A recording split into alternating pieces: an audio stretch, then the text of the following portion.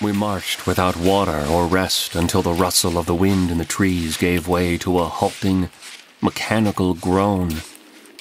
I could see through the branches an occasional flash of metal, until at last a strange, ancient machine emerged at a clearing in the very center of the island. It was a sort of factory, an assembly line where bare-backed workers stamped and riveted misshapen leather objects that traveled along a conveyor belt. Marshall took a place along the line and began to assist in the strange work. Hansen hesitated, but ultimately followed after a particularly menacing croak from one of the frogs.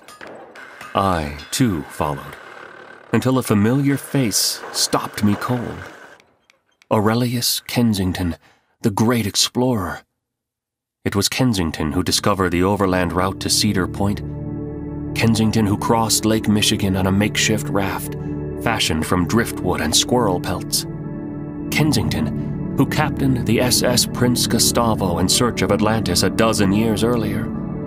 And Kensington who then disappeared. These workers were his crew. "Dr. Kensington, I am honored," I said. He glanced up but didn't respond, just continued with his riveting. "Sir," I insisted, "you are of foremost inspiration to me." The old man turned to me again and said, "Then pick up a mallet and do as I do." I did so, pounding a tin rivet into a curious, jagged scrap of leather. "What is this work, Kensington?" He replied, "It is the path to Atlantis, constant toil. With each stroke of the hammer we draw nearer." I looked forward to the end of the line and saw a giant, rotten mound of finished leather pieces. Many of them appeared quite old and without purpose, though it was clear the rivets had been applied masterfully. "Raise the hammer, strike it down," instructed Kensington. I obeyed, lifting a hammer and then swinging it. I felt a surge of satisfaction as the rivet set neatly into place.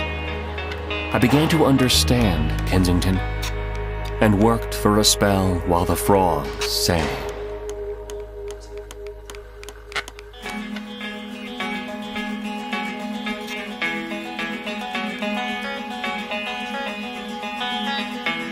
You can't talk your way out of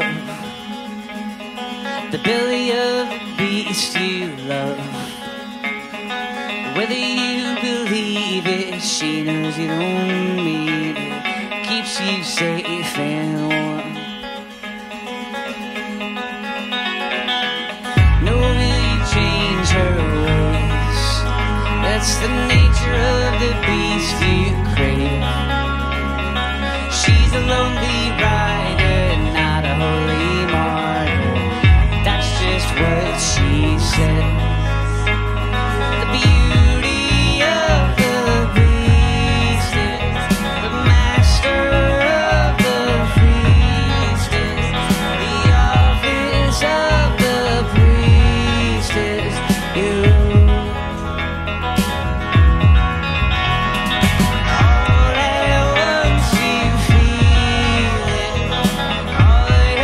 Songs we read, still